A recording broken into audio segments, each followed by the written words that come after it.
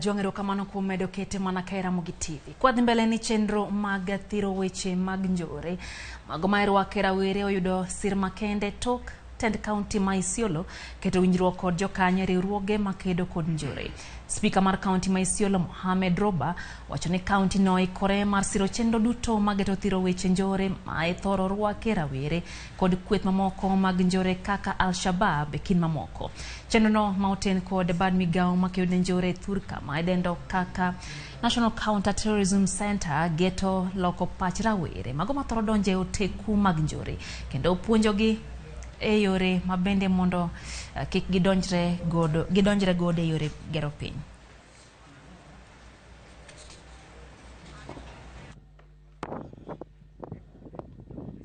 At some point, the whole government was focused to Isiolo because of the number of youth which were recruited by terrorist organizations like Al-Shabaab, and in the process, many innocent, members of the community were also unfairly targeted in the process.